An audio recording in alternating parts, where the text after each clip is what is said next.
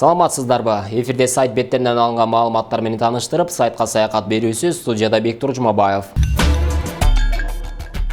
Калыс Жумаканов жоопкерчиликти сезбей турбайбы? Элдин убалынан корксо болмок. Мына мен билгенден өкмөт акыркы 3 жылдан бери мамлекеттик бюджеттен Жумаканов канча сураса оозунан чыккан акча каражатын берип келе жатат. Ал эми миллиондорду чапчыган донордук каражаттарды өз каражаты сыяктуу билгендей пайдаланып келүүдө. Же эмне кылып жатасың деп ооз учунан андан сурап койгон деле жан жок окшойт. Жылына бир канча 100 миллиондорго жугуштуу оорулардын алдын алуу максатында вакциналарды сатып алууда. Ал вакциналарды малга сайганда малдар тескерисинче ооруп жатышат. Анын себебин тактаганы эч ким жок. Жумаканов ага кызыктар эмес. Себеби ал тендерди ийгиликтүү өткөрүп, вакцина сатып алды. Вакцинанын сапаты кандай шартта ташылып келинди, малга кандай сайылды, же сайылбай жатабы, аны түк кызыктырбайт. Жумакановдун ишмердүүлүгү элдин тынчын кетирип, мамлекеттик органдарга болгон ишенимдерди суу сээп жатканын ал сезгиси да келбейт. Ага кызыктай эмес экен го чиркен. Мына Солтоң Сары жайлоосунда элдин малынын өлүп жатышы, элдин тынчсыздануусу, мамлекеттик тийиштүү органдарга кайрылып жардам күтүп отурушканы ага кызыктай эмес.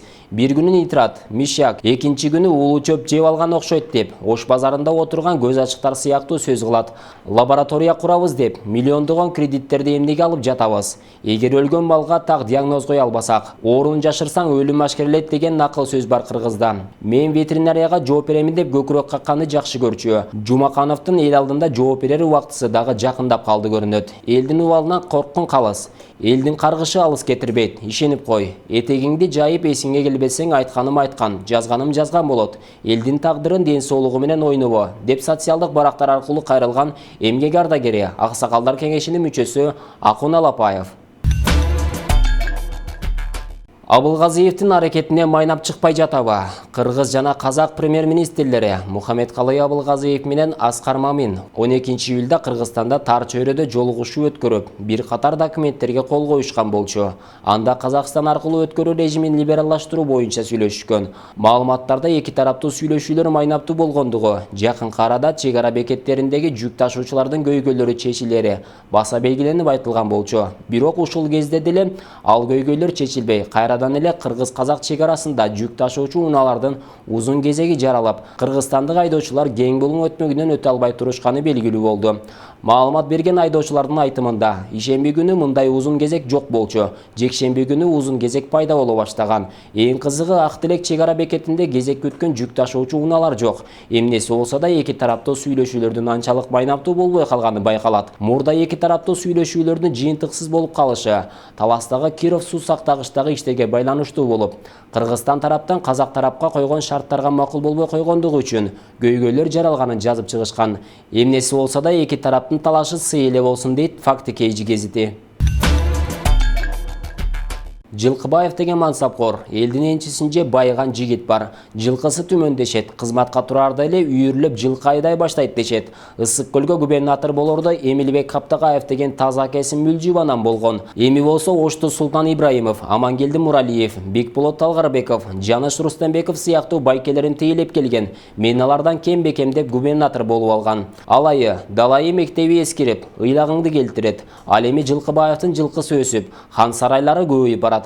Озарбек мырза, өзүң узара бербей элди ойлой турганда убакыт келди. Булак Назар Ньюс. Эл ойлобос эрендер, эл деп жүрүк дегендер. Жогорку кеңештин төрагасы Дастанбек Жумабеков баштаган парламенттик делегация Түркия Республикасына расмий сапары менен Изник шаарында жүрүшөт. Жогорку кеңештин басма сөз кызматынан кабарлашкандай, Кыргызстандан барган делегацияны шаардын мэри Каган Мехмет Уста жана аймактык жетекчилер тосуп алган.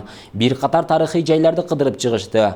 Бул расмий сапарда Кыргызстан үчүн кандай маанилүү иш-чараларды уюштуруп, өлкө үчүн кандай иштерди бүтүрүп келишери маалымдалган деле эмес. Эки тараптуу эски алакалар тууралуу сөз болуп, Түркия сапары аларды эс алуу учурундагыдай эле кооз аймактарды кыдырып жаткандагы эле белгиленбесе, башка иш-чараларды учуратууга болбойт. Ушул тапта жогорку кеңеш өзлөрүнүн тийиштүү эс алуу өргүсүнө чыгышканы маалым.